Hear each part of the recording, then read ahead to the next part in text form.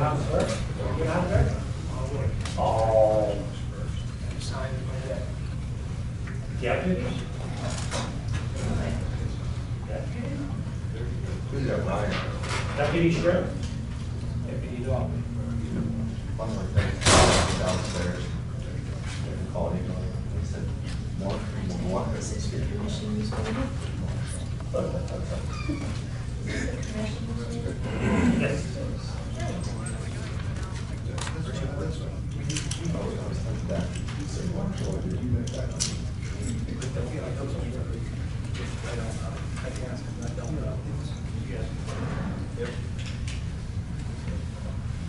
You can do every one of them. We could have hired you to do that. We can locate them once they're there. Oh, okay. The GPS is not, and you're not located. Okay.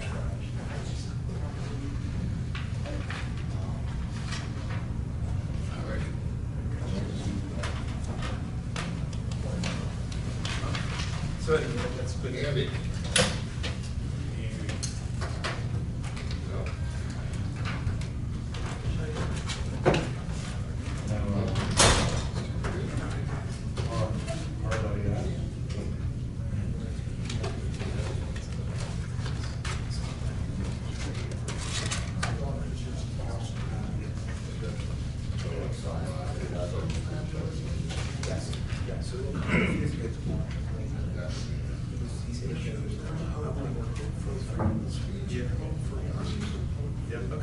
Reasonable security.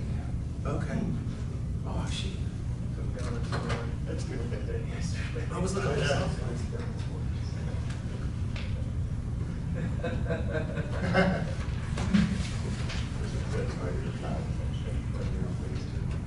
I saw that. Okay. That's good, Chris.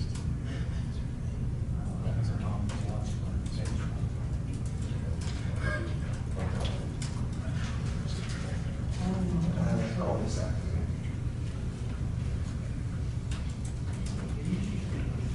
Heard you that.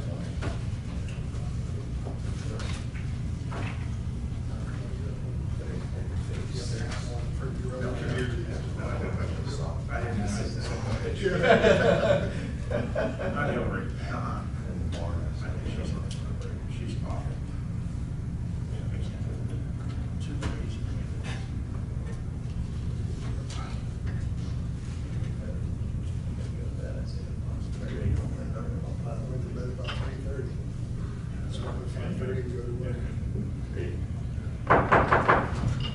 I'd like to call a public hearing of North Huntington Township Board of Commissioners for Thursday, November 10th, 2016 at 6:45 p.m. to order. Roll call, Manager Shepherd. Commissioner Harold, Commissioner Higas. Here. Commissioner Bertani. Here. Commissioner Gray. Here. Commissioner Facenda. Here. Commissioner Casera. Here. And Commissioner Martino. Here. Everybody please rise to the pledge of allegiance. I pledge allegiance to the flag of the United States of America and to the republic for which it stands, one nation, under God, indivisible, with liberty and justice for all. Okay, this is the date and time set for the public hearing to consider public input with respect to the application for importation of a liquor license pursuant to Pennsylvania Act 141 of 2000 at a address, I believe, of 1688 Asian, I'm sorry, not the address, but rather the applicant is 1688 Asian Food Inc.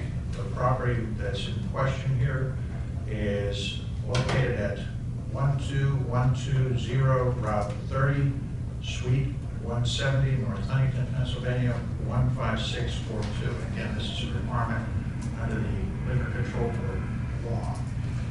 Is the applicant here ready to testify? Or representative of? Yes. And who's that? I'll take this, come to the podium, state your name, and you are, Doc Rusty Jr. okay, and you are related to the applicant in what respect? You're the landlord? He is the landlord. I represent the tenant. Okay, you represent the tenant. Correct. Give us a brief description of what you're putting in, where the license is coming from,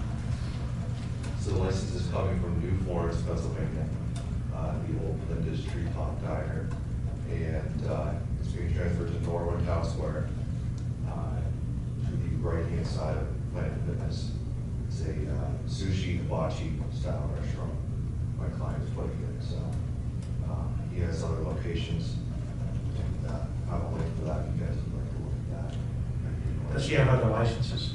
In out of state? Yeah, that's what I'm saying. Not in state, but he does have license out of state.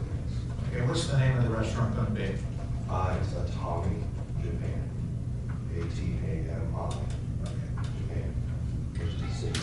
So. Does anybody on the board have any questions of the applicant through his attorney?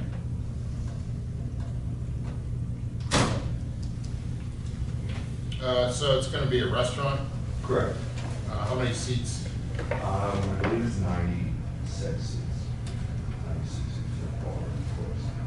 So he has a table set up, laid out, and Yeah, everything there's ready gotta to be the booth set up. Mr. McGuire has it, and he provided the drawing. They have that in front of them, so. It's all laid out. And that's all been submitted to the LCP, I think. Correct. Okay. I believe our paperwork says Yeah, it has 129. That would be revised.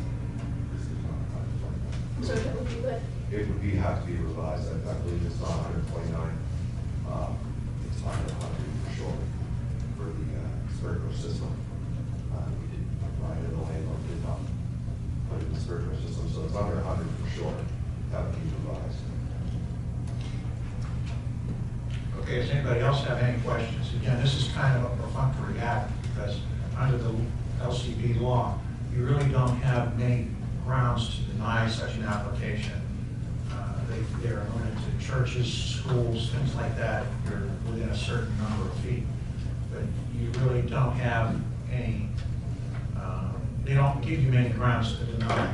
And this is something that's been placed in the law because the LCP no longer wanted to be responsible for it. They require the applicants to come before the local municipalities and get these approvals. You've seen these before. Maybe when I say that, the board has.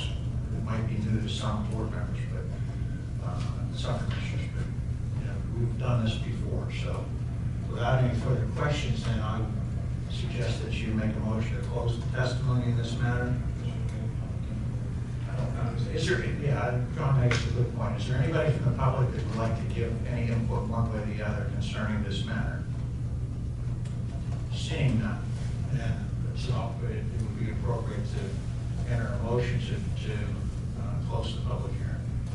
Motion to close the public hearing? Second? Second. All those in favor say aye. Aye. Opposed? This will be on the agenda for next week.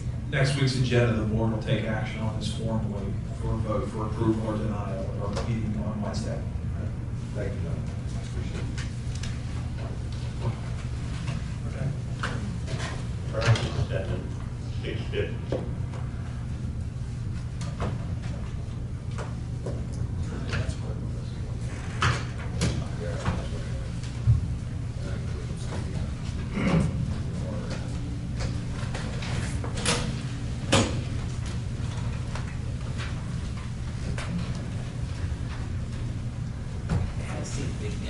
I made the motion, I couldn't.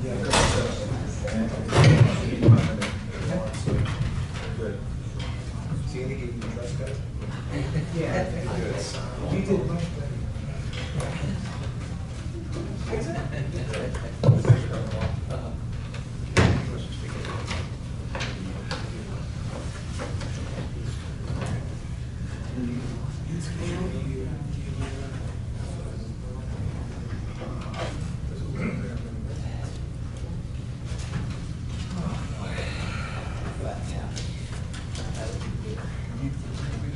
Yes.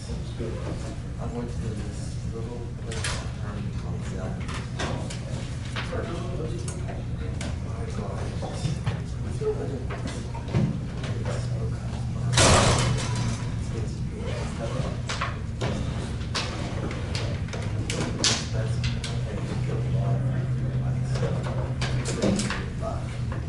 It's a little like restaurant bar. It's not really cool.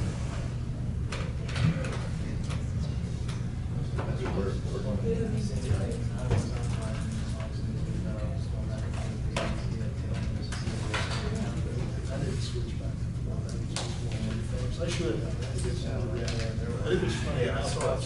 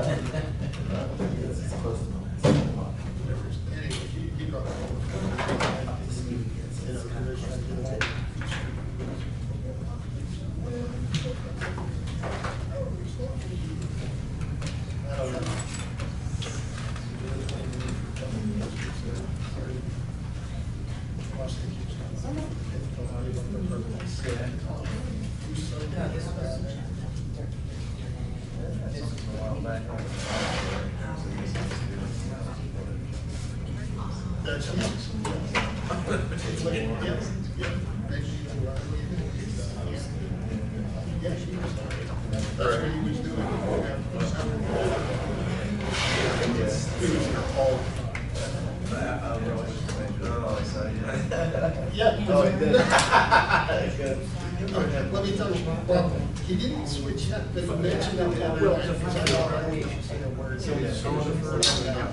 night. Very expensive. Somebody asked him what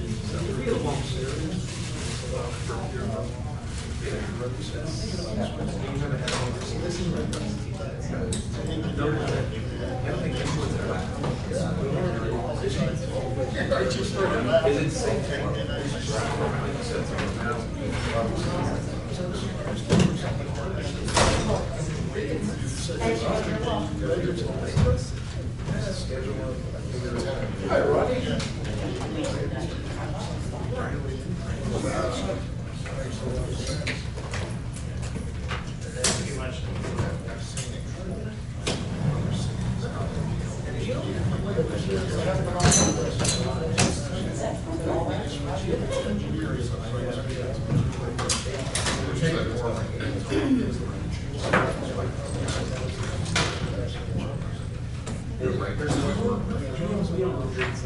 It was already a restaurant when they came to it's never been a wall.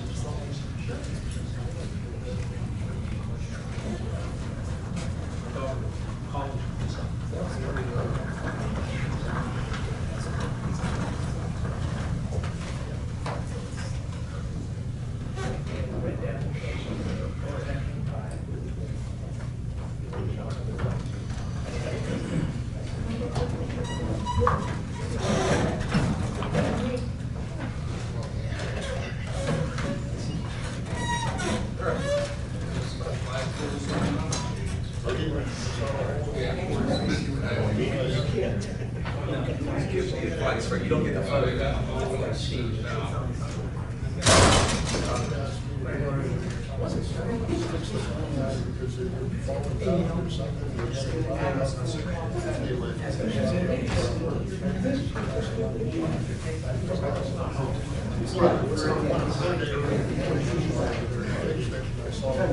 That's not good.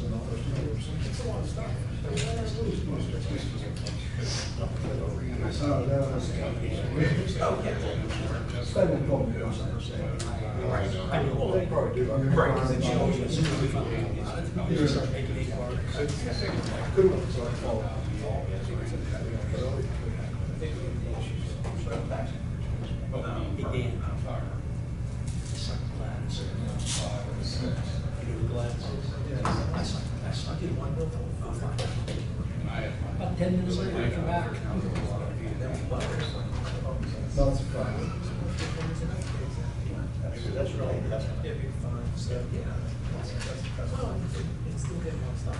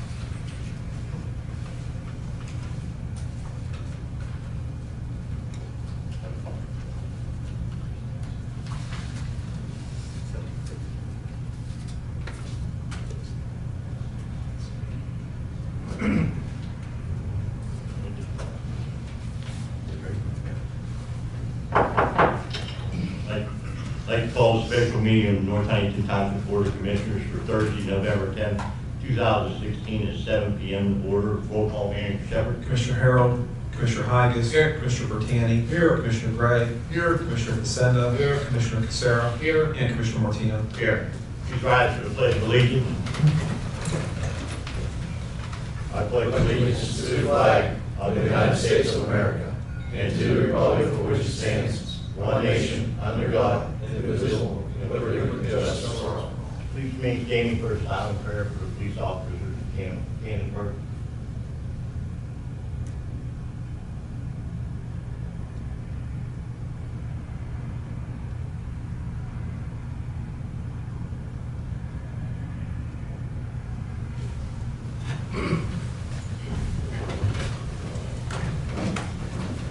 Next item is citizens input. If any citizens would like to speak, that please sign the book podium.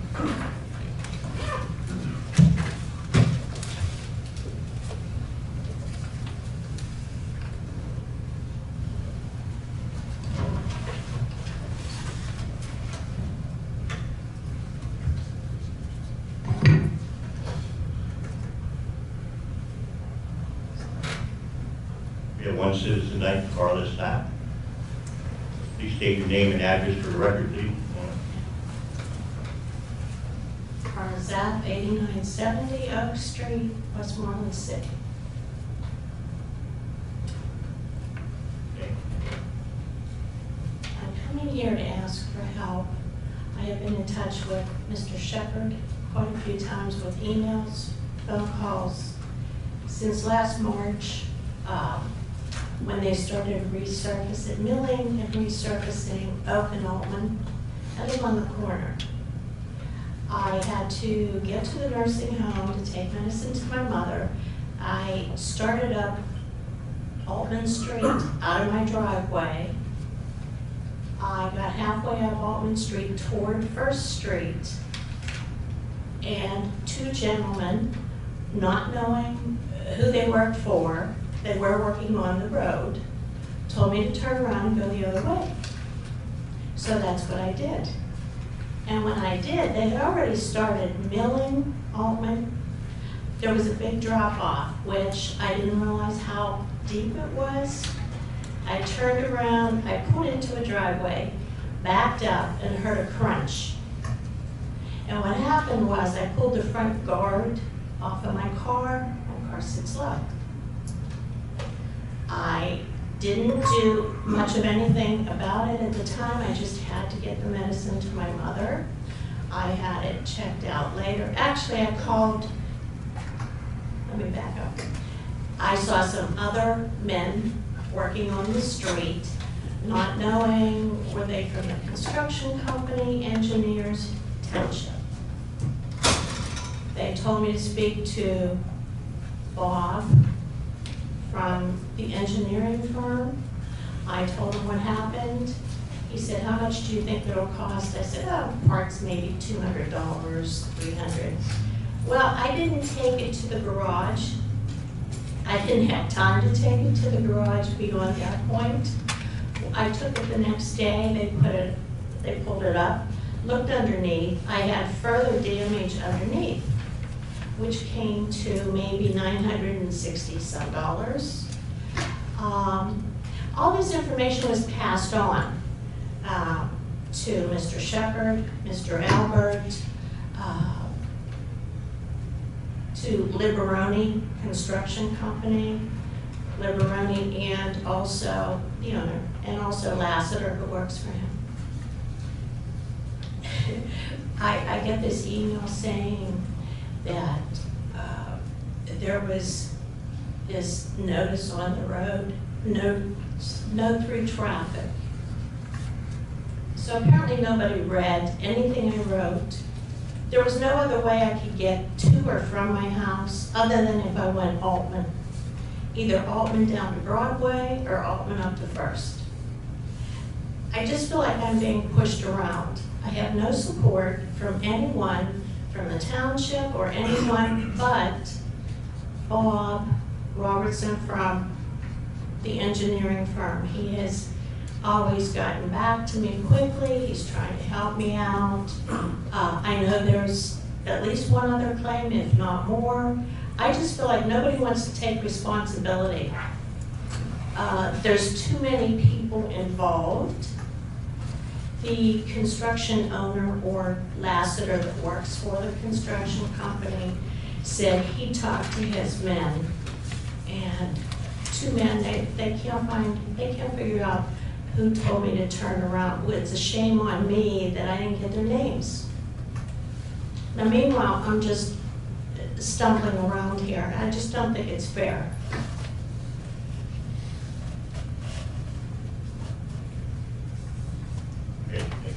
Any response? I mean, I don't know where else to turn to. This is horrendous, that I would have to go through this. I pay my taxes, I live in the township, and nobody is giving me any answers except to go to my insurance company. I don't think that's the route to go. It wasn't my fault. If I wasn't told to turn around, this would have never happened. And nobody wants to take responsibility, so that's my complaint.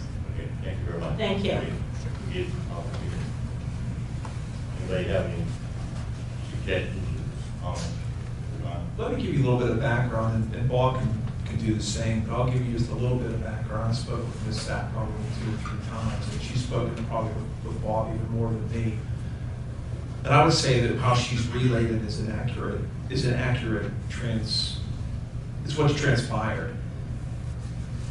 As you know, our subcontractor this year for the road paving program is Liveroni, and we've had that now for, this is the 2nd year. But regardless of that, they're required in the terms of the contract to have insurance, which they have, and to handle claims.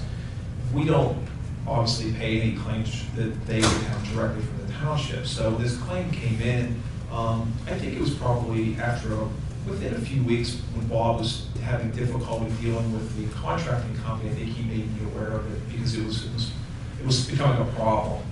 And we actually met with the owner of the company, Bob, myself, the owner, about this and probably a few other issues too. But this was one of the primary issues were claims. There were at least Mrs. Sapp's claim to be one other outstanding claim at that point. It's difficult. We got Bruce's involvement on this from a legal perspective. It's difficult for us to mandate a contractor to pay a claim. And I think whenever Bob did speak to Bruce about this, the question is, can we withhold payment? There's a third-party claim, and if there's a third-party claim, can we just withhold payment from the contractor? And Bruce is here, I won't speak for him, other than I think he said that's really not the township's place to withhold a payment on a third-party contract. She might have a claim against the contractor, and they give that a claim, but the solution isn't for the township not to pay them. It's possible that her claim isn't valid. I mean, we're then deciding we're being the judge.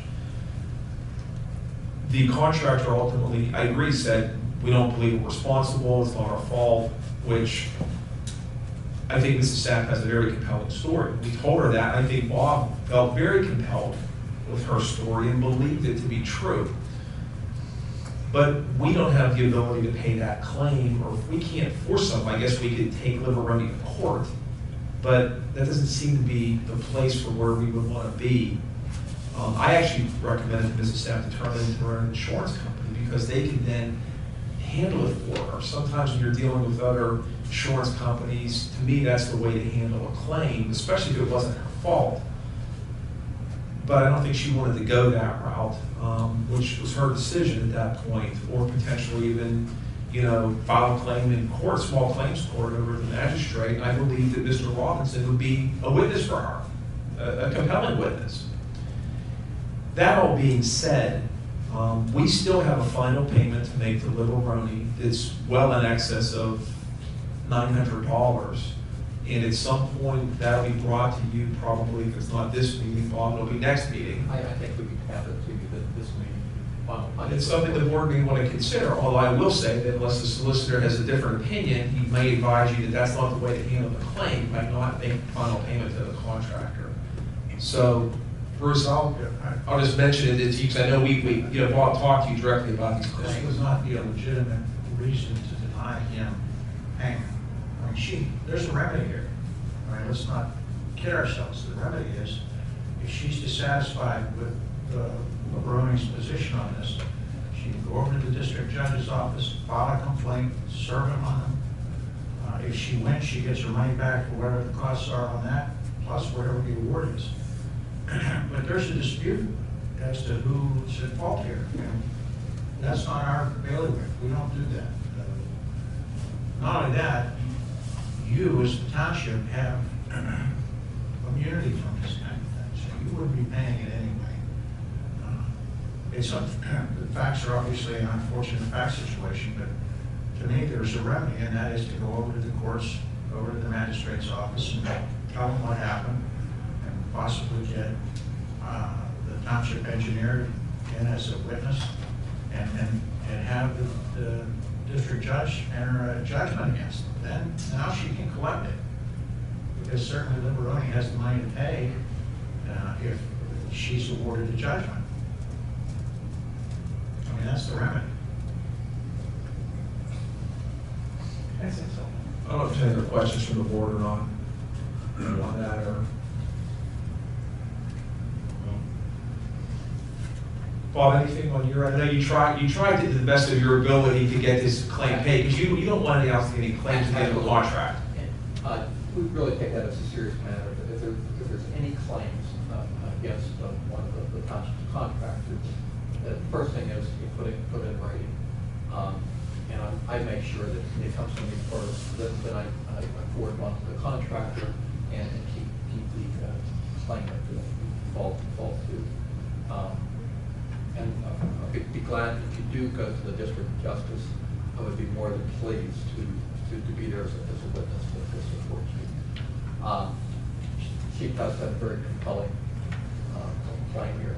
I feel one of the initial reasons that the contractor didn't pay it, they showed a picture of a no through traffic sign, and they said, you drove through the sign. Well, Ms. Sapp has every right to go to her driveway. No through traffic means there shouldn't be traffic driving through the plant to get to the other side. This was a resident of North Huntington Township that lived in the plant that had the right to go to her driveway. Again, if you choose that route, I would be more than happy to be there on behalf of North Huntington Township. Okay. Can I say something? No? It's great. I think it's great. Yeah, that's it for citizens input. Next item on the agenda is work session discussion. Thank you.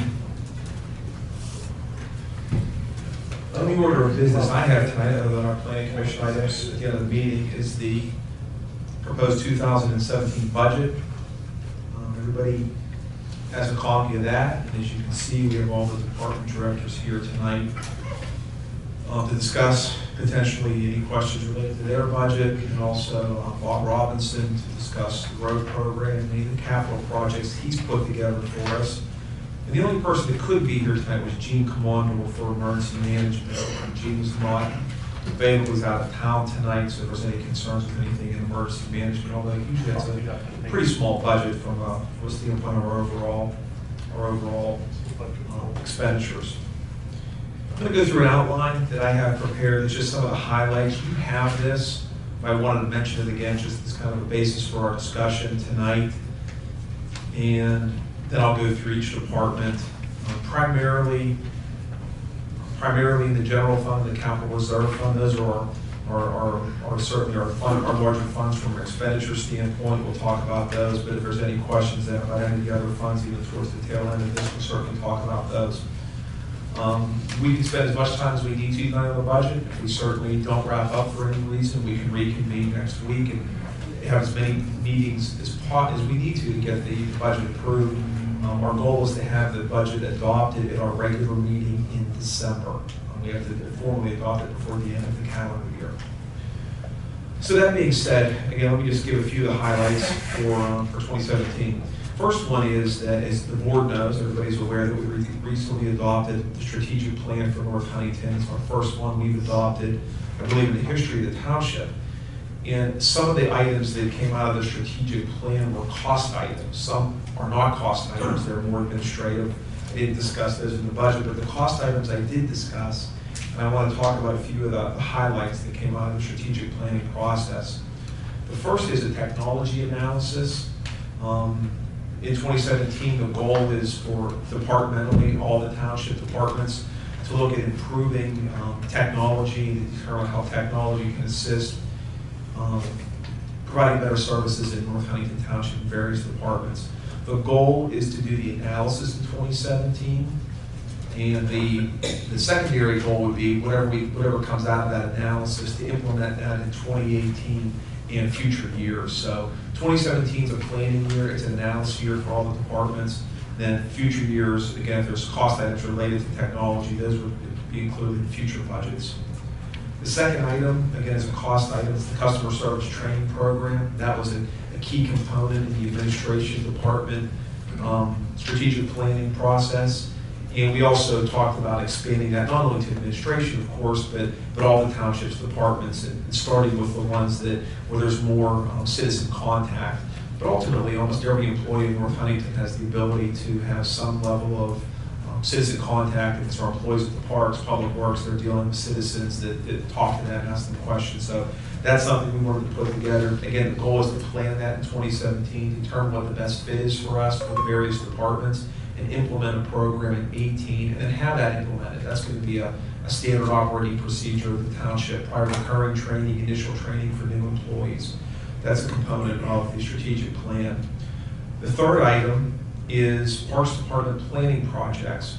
We talked about these earlier in 2016, and ultimately some of those thoughts of various board members made it into the strategic plan. They're really the two key components of the planning. There's three key components.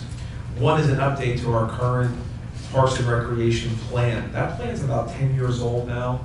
We adopted our comp rec plan in, I think, 2005 or 2006, and it's certainly in a place where we can revisit it. We plan on updating it. We don't plan on doing a new plan. We don't need to go through resources, what we have. I think what we believe we need to do is update it from a standpoint of making sure we're still on target with what people want. That plan in 2006, some of the things that came out of that were what people wanted, what they were looking for recreational improvements. If we get into making improvements in our parks, I think it would be important for us to know what the residents right now feel they need in North Huntington, what they're lacking. So that's part of the process.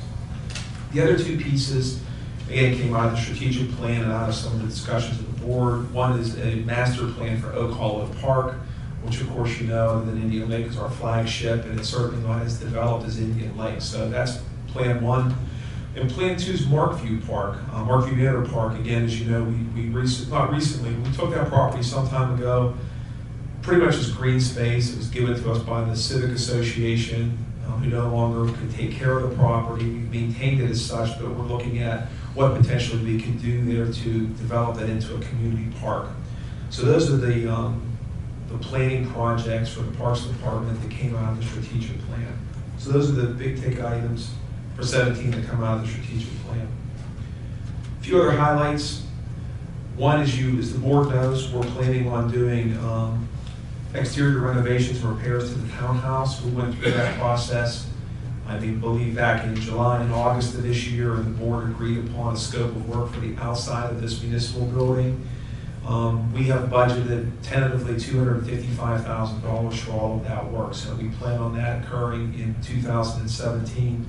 And as we speak, the architect's working on the design of the bid documents for that work, so that's included. Phase 2 of our Darrow Road reconstruction is included, $268,000. If you recall, we did Phase 1 this year. It's a 3-year plan to do all of our Darrow Road. Bob Robinson's designed that project. We could talk about it later a little bit during Public Works if you had a chance to review the budget.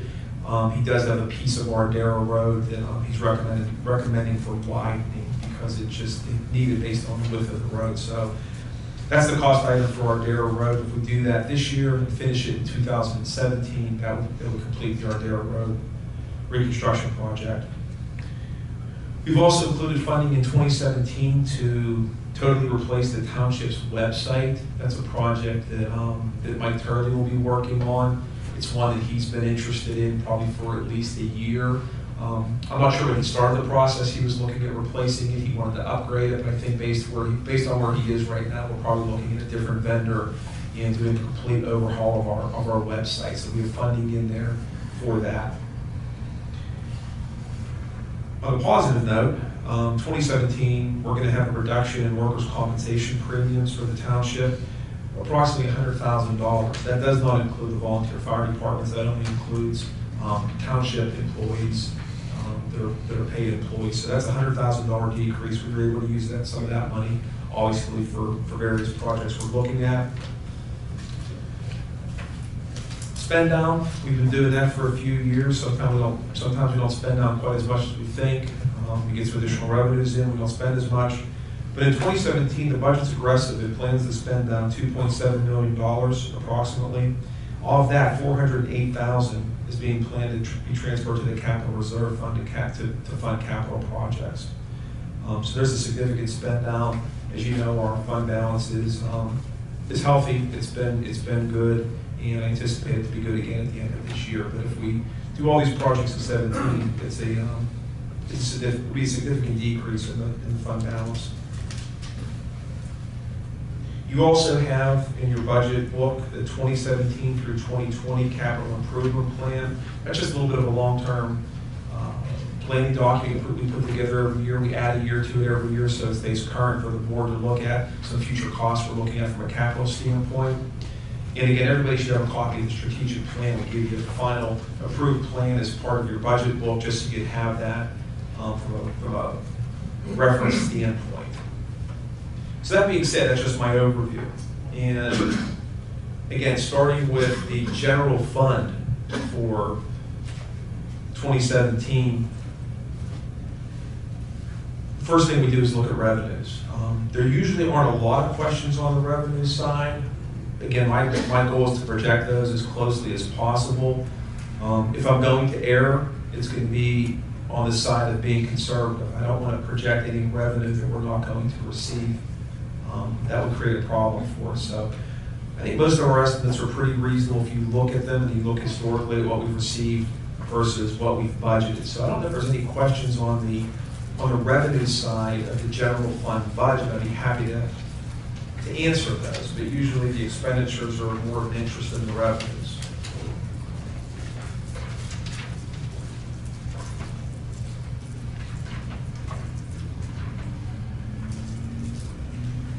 If not, I will. We could go back at any point if there's a need to do so. If not, I'll just go back and we'll talk about departments, and some of them are smaller, as you know, some of them are larger from a budget standpoint and complexity standpoint. So the first one we have for discussion tonight is the administration department. And again, you're familiar with the staffing that comes out of administration and some of the other, line items that come out of administration.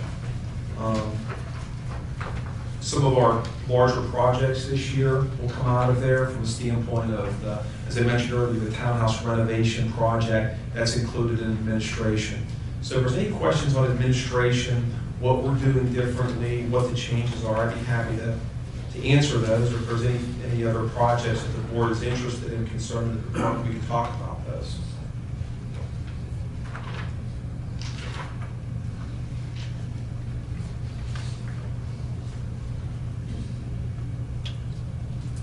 Anything else on anything on administration? Go ahead, Zach. I'm sorry. I mean, you went in for, I guess, consulting services increased, I guess, pretty much a good amount. Is that just because we're utilizing consulting services a little bit more and project us to? Looking at, I guess that's item number 01. Yeah. 401, 312. I'm just thinking, I'm trying to get the exact number. Yeah, because we have in there, and again, looking at that specific number, there's a few things in there that are new for 2017. One is the technology review, which I mentioned earlier. So that's, to a great extent, a one-time expenditure, unless we need some ongoing. The architectural services for the townhouse renovation project, that's what we'll pay the architect to do. Those two are in there. Those two were in there. That's an additional $15,000. The general consulting, I have at $25,000. That's not tied to anything specific. So those are the two that made up part of the increase for 2017. And again, the architectural services is a one-time. It's a one-time cost for the townhouse, unless we do again additional projects. That's actually a flat contract. It's a flat amount, $15,000. So that was a pretty good number for us. So that's the increase in that line item. Okay. John, I don't know if this is the time to bring it up, that you mentioned technology review for administration. Yes. And, Tony and I have talked about this. He's asked me several times about the streaming of the meetings and maybe wiring the townhouse to make the meetings available online, or Comcast, something of that nature. I don't know where you would want to put it, and I actually thought that prior to the budget being released or being presented to us, I thought in past years you had kind of sent memos to us or saying, is there anything you want us to consider, but I don't know if that didn't happen this year or whatever. I just never saw the right opportunity to bring it up, but I would like to see something put in there, and I don't know how quickly the board would like to move on it. I know Tony had asked me numerous times about bringing it up, so maybe there's some interest in moving faster than using 2017 as a planning year, although I think it may take some time too to figure out exactly what we want to do and get the right information, but Right. I'd like to see something specific in the budget about exploring the possibility of televising meetings or streaming them, because there does appear to be some interest. Obviously, a few people have come in and commented on it. And I mean, I'm doing the best that I can right now, but I think a professional system would be really great. So I don't know. I've spoken to a number of municipalities in the last 6 months, and there's some, I don't want to mention any names, but I think there's some good systems out there. There's some people that have tried it that decided it wasn't worth the investment. There are some people that tried it and I think, in my opinion, didn't maybe go the right route, and that's why there was disappointment there. So, I mean, I investigated a lot of it on my own, just for my own knowledge, so that if we go that route, at least I can have some idea what I'm talking about. But I would like to see something put in there to explore it, and to implement the budget, or to implement a program. I think we're looking at less than $100,000, maybe even $80,000, depending on what system we would go with, or what route we would go, or how complex we would be. But I know we also got, when we signed the Comcast agreement, we got money for an EG channel. Correct. It used to be a PEG channel, it's now called an EG channel, Education and Government. Right, it used to be a public input. They kind of did away with the public access to it. But I know we got around, I think, $55,000, somewhere a little over $50,000, a grant that we haven't spent since we signed the franchise agreement. So that would offset some of the cost of implementation. And I just throw that out there for board input and interest, and what do you think we should do from here? Well, I think it's a good idea. It's something we would look at. When we looked at the new webpage, that's something that we even looked at, is that being able to utilize that for video, for getting the video out there, whether it's live, whether it's recorded. That's one of the things we've talked about. With the webpage, we're also, some of the board members have expressed interest in the paperless agenda, and I think that's going to help us put that together. So not only the board members can have that, but also the general public can have access to the documents in advance. So I would say that we have some money in here, we can probably at least tackle it.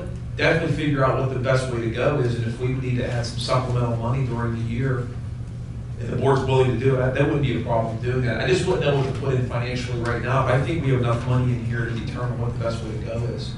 It's something I think I know you and I talked about it at one point. You said, you might be done with it at some point, so that makes sense. You're not going to be here forever, so we could look at that, and I think we might be able to do something even not quite as expensive as that. I think that technology's changing, that with the access to our web platform, it may not be as expensive maybe as we think. Some of the older production style studios. Right. Oh, absolutely. Which would be good, and also you can use with a planning commission, the different organizations, can certainly use it. Right. I'm definitely okay with it. But I think we're okay with what we have. It's something we would definitely look at as part of this process. I think it's a good idea, like you said, tackle that with the webpage and just incorporate it with that. Yeah, there's some communities that I would say, not even around here, maybe out west, that seem like they're a little more advanced sometimes in California because of just the connection with the technology. I think they're using it through YouTube. They're doing things that aren't that expensive, just to show some of their things. And they're not spending a lot of money, but they're getting the message out. They're getting the meeting out. So I would say we'll try to figure out the best thing to do. But I'm with you 100%. It's something we've talked about and we would consider for looking at all this stuff. Well, I'd just like to get on the record now that, I'm in favor of whatever system we decide to do. I'm in favor of a live broadcast in addition to later retrieval that somebody could watch, because it seems some people that have activated their EG channel with Comcast, they broadcast it live, but if you're not available, you don't see it unless you DVR it or whatever. Right. But I would like, and then there's other people that that have their own equipment, their own servers, and it's connected to their website to where you could get the meetings that way. I think we'll be able to store it on Some our of that. website Right. for maybe some period of time. Right. Year, Right. or Sunday meetings or something. I think we'll be able to do that. The site that we previewed, Mike and I previewed it. We did a demo and Dan was involved in that. It seemed pretty functional. It seemed like we would run out of ideas before they would, what their functionality was. So this was one of the options, not part of their premium pack. Well, one of the folks we're talking to has a premium package with a lot of things that we were interested in. But this, what you're talking about, was one of several add-on or options that we talked extensively about a few weeks back, and we were analyzing it. There are definitely some options. So as we continue, we're in the process of this now, so as we keep moving forward, I think we'll just come back with a recommendation. Yeah, we don't need to get into the trees of it right now. I mean, Right. we're still looking at the forest. Yes. I just want to do that well. Absolutely. Additional questions on administration? We can certainly go back if we need to on anything in administration. Next department, budget, and again, there are some projects in capital reserve, I'll remind you of that. The next department we have is the planning and zoning department. And again, planning and zoning for 2017, very similar to this year. You won't see much change there. And I think coming out of Andy's office, he had 2 requests for capital projects. One was a staff vehicle. That was a project that was actually delayed this year. We pushed it back 1 year in the planning process just to make it work financially. And the vehicle we had we're getting through another year with it, even though he's had a few issues with it. I believe the only other item Andy has is some carpet back in his department for the planning and zoning department. Otherwise, the budget's pretty similar to this year, if there's any questions on planning and zoning.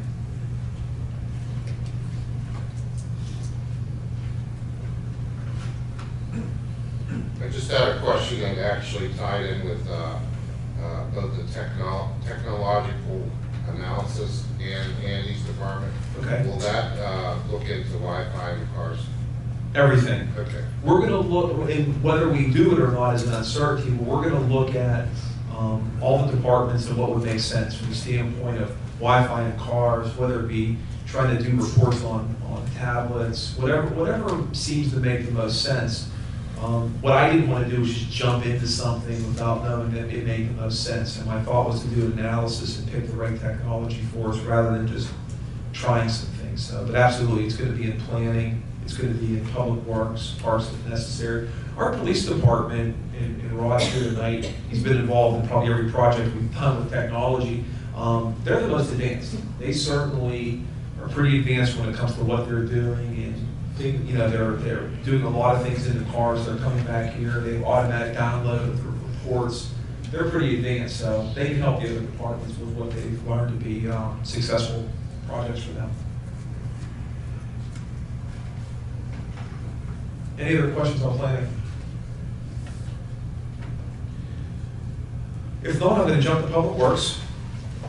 And again, Public Works definitely has multiple capital projects, purchases, equipment purchases. You can see those. If there's any questions about those purchases, we'll certainly discuss those, and Rich can discuss those. In addition to Public Works, I want to again reference the 2017 proposed road paving program.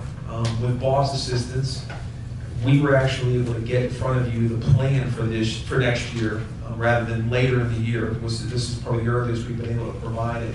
And he's put together a base program for you, which includes not only the traditional paving and milling program, but it also has the fiber mat program in there. I think this is maybe our 4th year of fiber mat. I think that's been pretty successful for us. So he's included that. He also has some recommended alternate roads in the event that we get some good bids. And we have some alternates. So if there's any questions about the road paving program, Bob would be more than happy to answer those for you so you can explain, you know, what he did and, you know, where those numbers came from and what he's thinking and why those roads were selected. He can talk about that in addition to Rich and Mike were certainly involved in developing that program. Questions concerning public works, whether it be the capital or whether it be the operating component. Operating wise, again, pretty similar.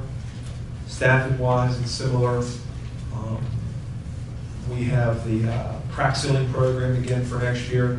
I think Bob would tell you we're pretty much finishing that up right now. For this year, it was our first year we've done it with an outside contractor. Russell Standard did it for us. We'd like to continue that program on, and unless the board at some point doesn't provide funding for it, we think it's not valuable. That'll probably just be an annual part of our budget. Sean, I do notice on the capital projects, like you said, it's up 55.4%, which I'm fine with. Is that just public works? Yes. Okay. Yeah. Which I'm fine with because it encompasses any road work side, you know, performed by the public works department. So that's aggressive, so that's good.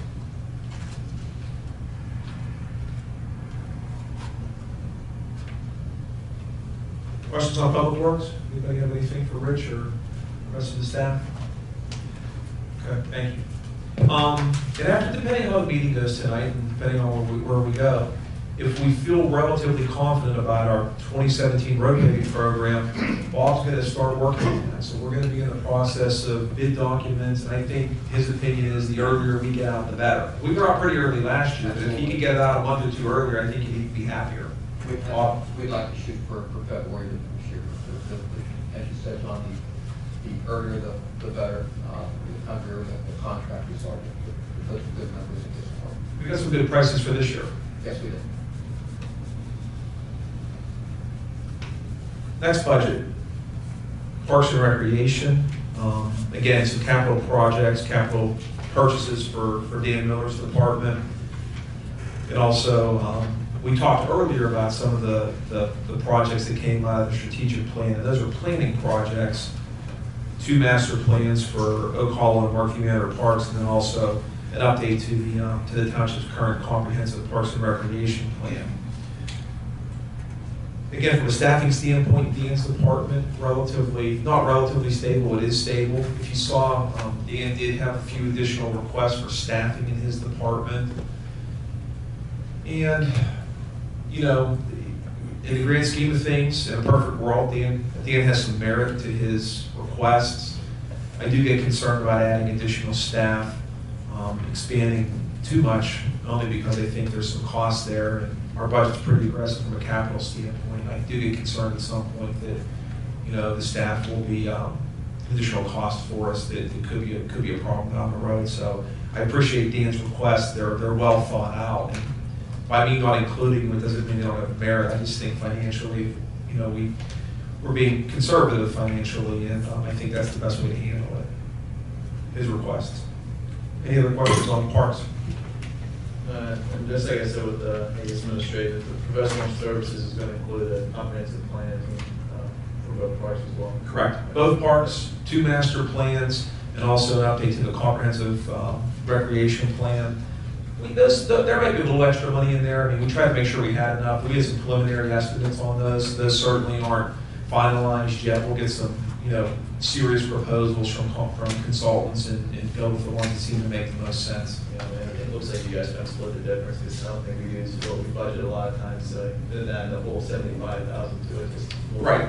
Yeah, exactly. And we usually have some money in professional services because there's a lot of times Dan needs to work on a project. For instance, you know, we've been working for the last few years on repairing the abutments, I call them the bridge abutments in Indian Lake where the covered bridge is. And when Dan needs engineering service work, that's his line item for that. So usually it's not tied to anything real specific, but he has just some money in case he needs help, engineering help doing the project. Dan, I did notice that playground equipment is up 150%. What are your plans that equipment? You have a lot of equipment to replace?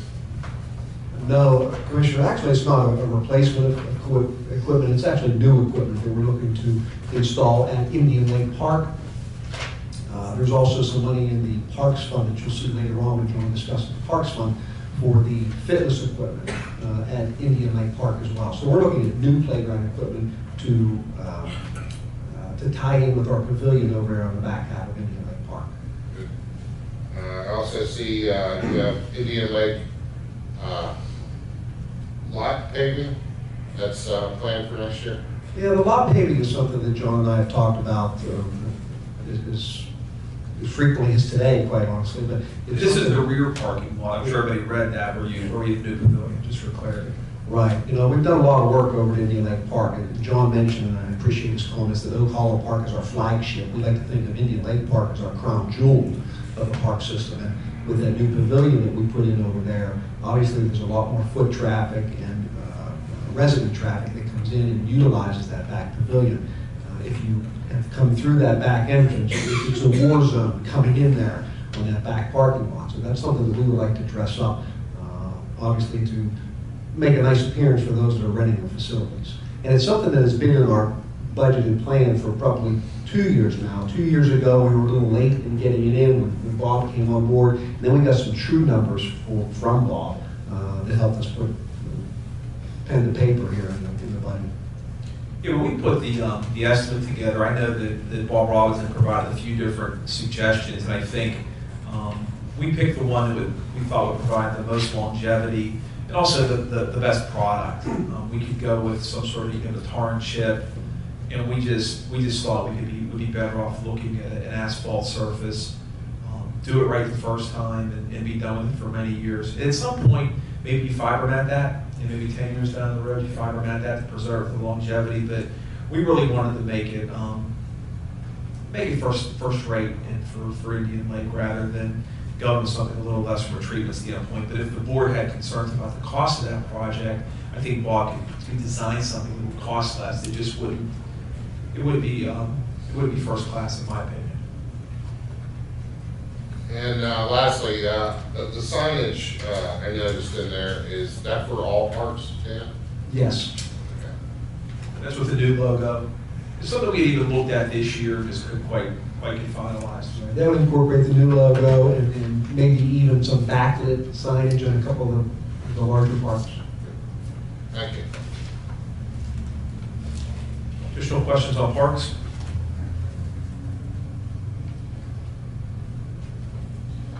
Next department we have tonight is emergency management. As I mentioned earlier, Gene's not able to be here tonight.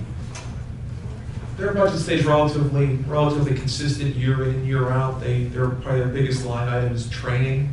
It stays pretty consistent, but it's a significant portion of their budget. And this year, emergency management doesn't have any capital projects. So if there's any questions for emergency management, I can try to answer them. If not, we can certainly try to get those back to Gene if there's any concerns about anything in their budget.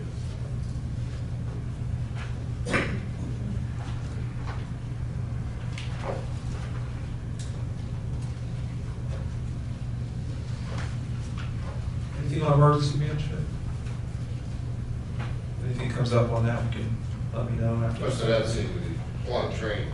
Training, and that's pretty consistent with this year's budget, so, okay. Our last department, how I say the biggest and the best, to last, police department. And I would like to express, as I did in my narrative, thanks to Rod Hinsky, who's acting now without the chief being here. And he took it upon himself to get the budget finalized, and he did more than finalize it, he pretty much put it together. So I want to thank Rod again while he's here, and his officers helped him, he put it together, and I think he even made the deadline, so I thank him for that. You can see the police department budget. There's not a lot of changes in that budget when you look at the operating budget. Capital projects, some vehicles, again, with us keeping those K-9 vehicles, we'll end up with not quite as much of a vehicle expenditure standpoint next year. And Rod has some budgeted items in there for replacement of, I think, of both portable and mobile radios. And that was part of our 4-year capital plan. That was in there, we knew that was coming, so. Those are the capital projects for the police. For this year, it's probably not quite as much for them from a capital expenditure standpoint. Might have missed one or two, just going back off of memory, but if there's any questions for Rod, what he's thinking about while he's in charge of the police department, I'm sure he can answer those for you. Rod, just plans on turning in the old K9 vehicles, correct? Correct. Okay. And purchasing, turning in 2 motorcycles and purchasing 2 new motorcycles, correct? And 1 new vehicle, correct? Do you think it would be in our best interest to have a backup motorcycle? I mean, I think it's amount something. of use, I think we're good with 2. Okay. Because it's not like a car where it's going 365, days a year. It's, there's a significant downtime with them during the winter months, in the colder weather, rain days, stuff like that they're not utilized. I thought of maybe, keeping one of the older ones and using it as a backup in case we have a breakdown or something of that nature. I agree with Rod. I think, we replace these things pretty consistently and, just from the standpoint of storage, and sometimes the officers take them home, sometimes they're here. Maybe they don't take them home quite as much because they usually have one assigned to them specifically, so I would recommend if we can just stick with the 2, it's probably the best way to go.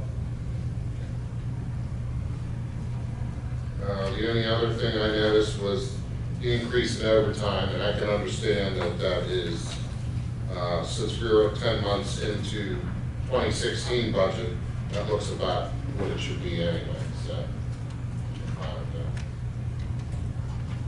Just trying to make that, I apologize, Mike. We're just trying to make that number realistic, and we've struggled with it for some years, and we have people sometimes that are off, and we have some folks that, the service, and there's shifts that we need filled, and we're just trying to make that number make sense. Yeah, I think it does. Thank you, Rob. Additional questions on the police? I might sound like a broken record, but I'll keep bringing it up because I feel that way. But I always talk about the police dispatchers. I think it's a duplication of service, and I would understand we would need to keep, some staffing on for administration. But I think that's an opportunity in the future that we could possibly look at. I think the police, Rod's here, they'll tell you they really like the local dispatch. But Zach, I understand what you're saying. I do understand that. And I agree, if we would ever look at it from a standpoint of would it make sense more efficiently to go to the county, we would need to look at, what would make sense for us to have the proper staffing, clerical staffing in the police department. So I appreciate you recognizing that. I heard a story a few years ago about a department that decided that no longer have dispatch center, and I think they eliminated all of them, and they had police doing a lot of the clerical work, and it probably wasn't the best way to spend their time and money with what their rate of pay is. So Yeah, that would be something maybe you look at if we become destitute and have to start cutting services, because that would be the major cut in services.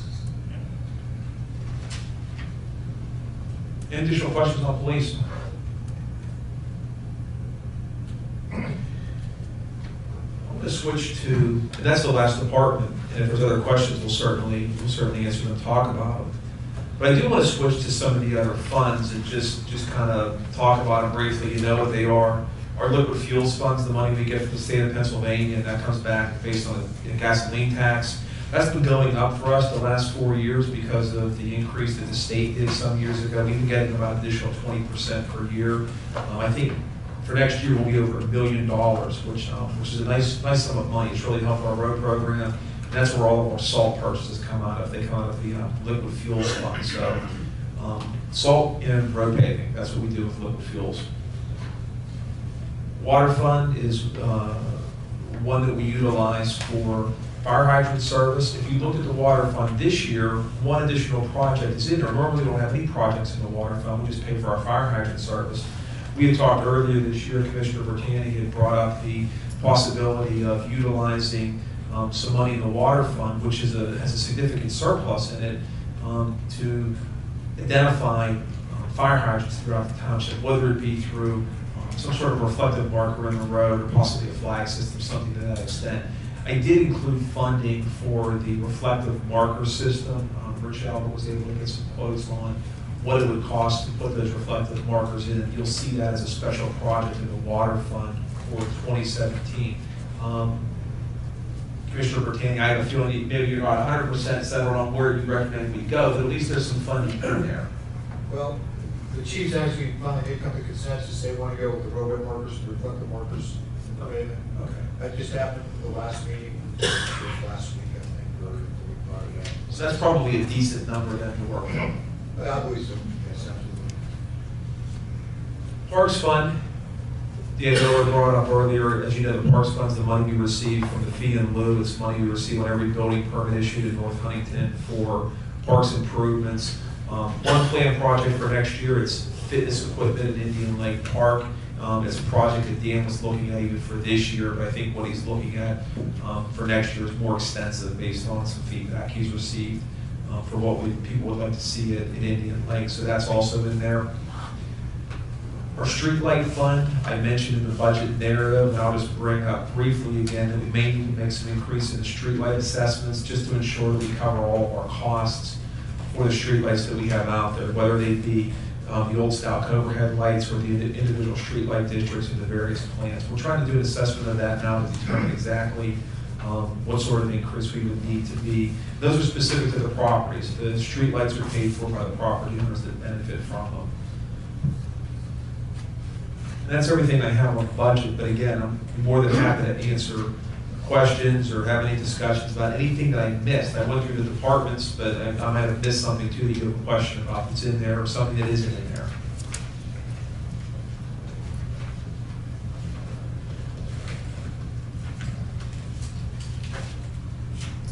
Anybody else on the budget?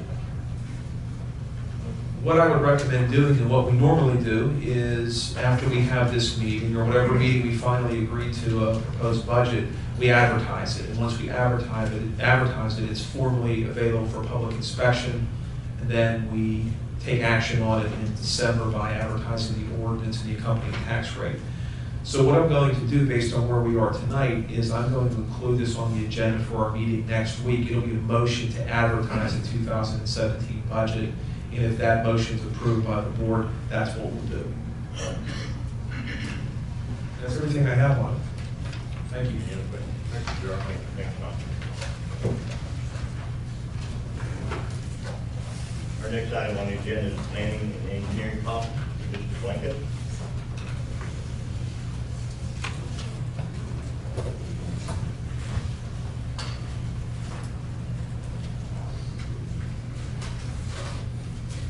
There are 4 projects tonight to review. The first one is Vertus Institute, which is a site plan application in the industrial park on Parker Drive. And this is a PED zone, as you may be aware. The applicant wants to construct a 15,000 square foot fitness training center, which will be open 24/7. Interestingly enough, it will not be staffed 24/7. At night, they are assuming members only will act responsibly, and I guess there's cameras around, and hopefully there won't be parties down there, but they went to the zoning hearing board and got a use variance to permit that use in a PED zone. They also sought and got a reduction in the required parking. So the lot that they're proposing, you can see on the screen. This would be up against the, I believe it's the Episcopal Church in Penns Woods.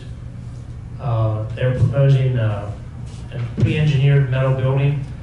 It's a big building for the site. When you look at the topography, everybody seems to want to squeeze in the biggest building they can. The Planning Commission had some concerns and issues Monday night.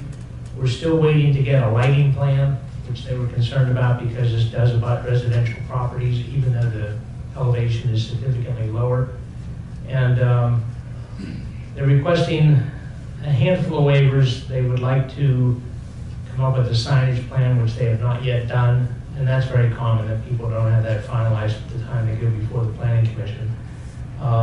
They're requesting a waiver on perimeter landscaping for the building, and they are requesting a modification to allow parking within 8 feet of the edge of the building rather than 10 feet as required by the SALDO. Now, the planning commission is stuck pretty heavy to their guns on this on other sites. The only thing I will say is, being in the industrial park, there is a view of the proposed building. But being in the industrial park, most of the buildings down there have a nicely landscaped front, but then around the back they have service vehicles, they have supply yards.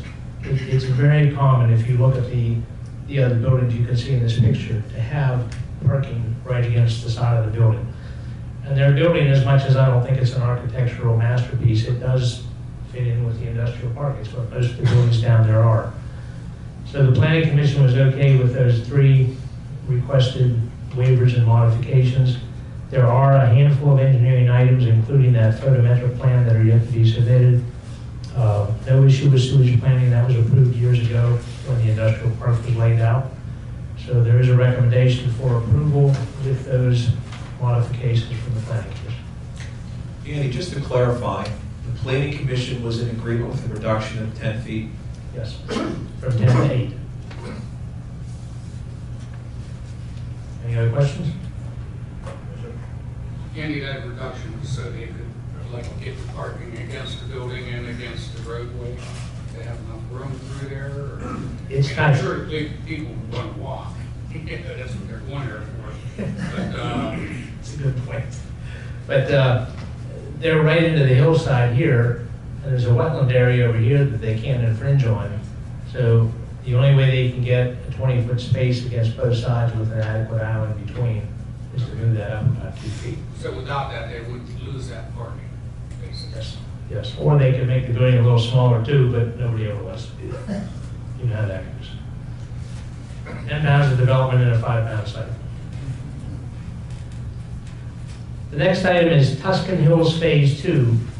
And the nice thing about seeing a master plan for the entire subdivision several years ago when it came in is that Phase 2 is really just the next piece of the puzzle that we've already seen and pretty much agreed to. What's under construction, the homes are under construction, the road and the infrastructure is all built, ends right here in a temporary cul-de-sac. Phase 2 will wrap around and continue up to a T intersection here. Phase 4 will be this way, Phase 3 will be this way, and then eventually phases 5 and 6 will be up here on the hills. They need sewage planning, they need erosion control and stormwater approval from the Conservation District, but they've got their approvals from PennDOT in terms of accessing the plan from Barnes Lake Road. I will point out, and John and I discussed this today, we agreed and the developer agreed that they would not construct more than 62 homes until they got their traffic signal erected and operating at the corner of Barnes Lake Road and Montana Wendell Road. With this subdivision phase, it will bring them to 64 lots. So we will remember that at 62 homes, you're cut off. And that's not uncommon that there's a couple of straggler lots that aren't the most desirable ones that they don't sell. I don't think we're going to run into a problem. But the developer's aware of that. He signed off on it. PennDOT signed off on it. We signed off on it. So it was a 3-party agreement. They expect construction to start in the spring. And as with last time, I would think that the infrastructure should be in probably by late fall of next year. And at the rate those lots are selling, they will need those lots sometime late next year. They've already issued, I think, 6 building permits out of 30-some lots. So there's a lot of demand for this plan. But that's recommended for approval with the resolution of some remaining technical items. We got revised plans today by email, and their engineer is coming in tomorrow morning to sit down and go over those revisions with us. Based on what we saw in the electronic files, I think everything will be in order. It looks like they've done a very good job.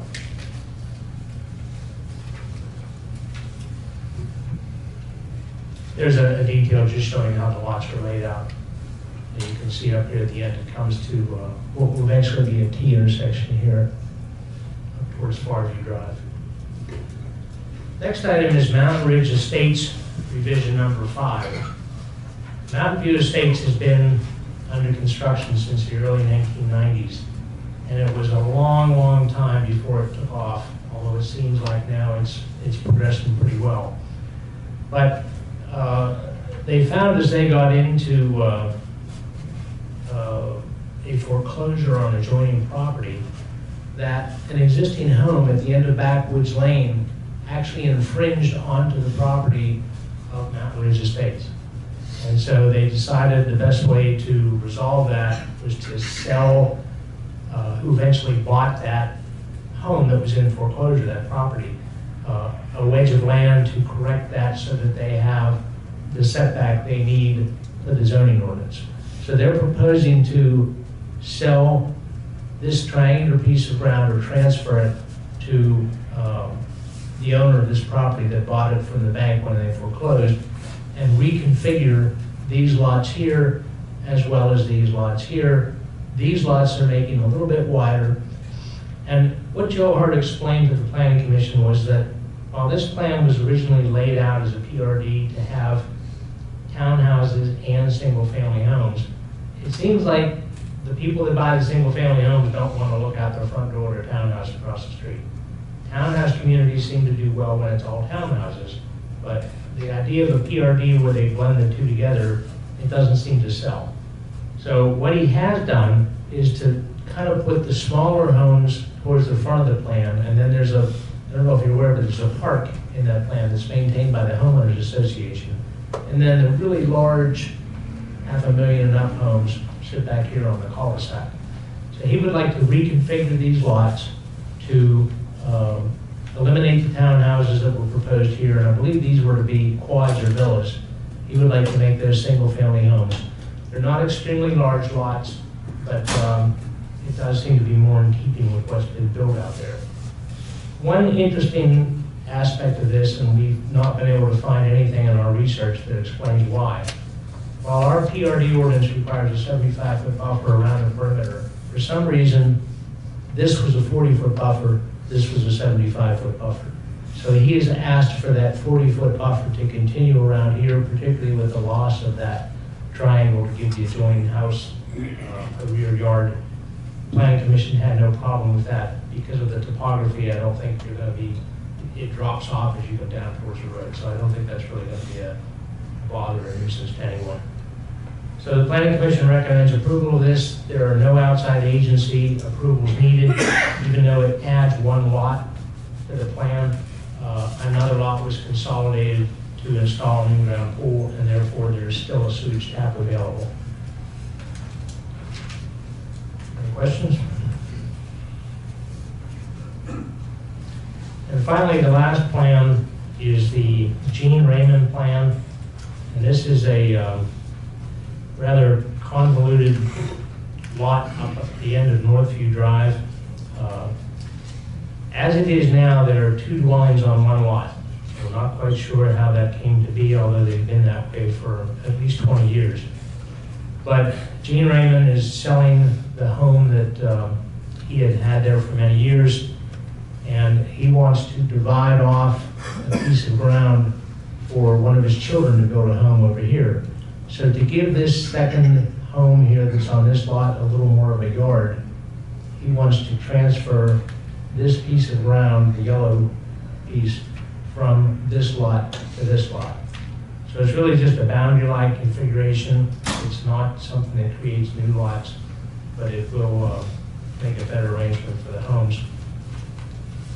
And the Planning Commission has no problem with that. No new lots created, and there is public sewage available. So we recommend approval with no conditions.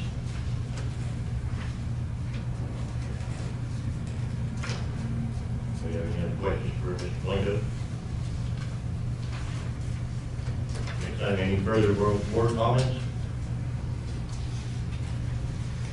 Is there an executive session tonight? Yes, sir. Could we have one very briefly to discuss a legal matter? Sure. Thank you. One more motion? Motion to adjourn. Second. Discussion? All in favor, say aye. Aye. Opposed? Ayes have it. Meeting adjourned at 8:05.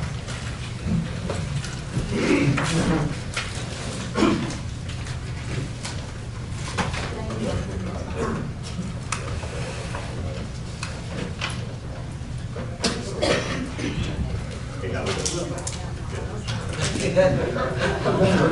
You're right.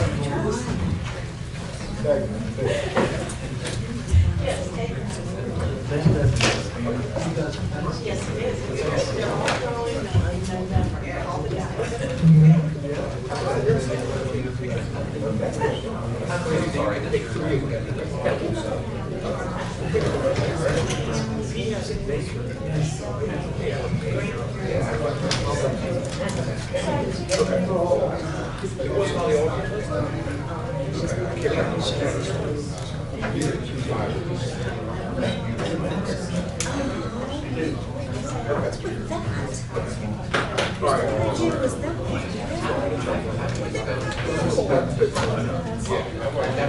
How you doing?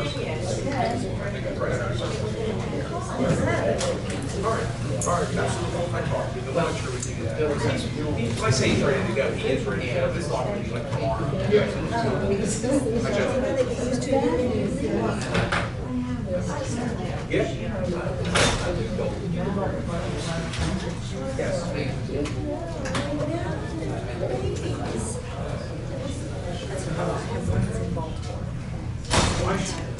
She was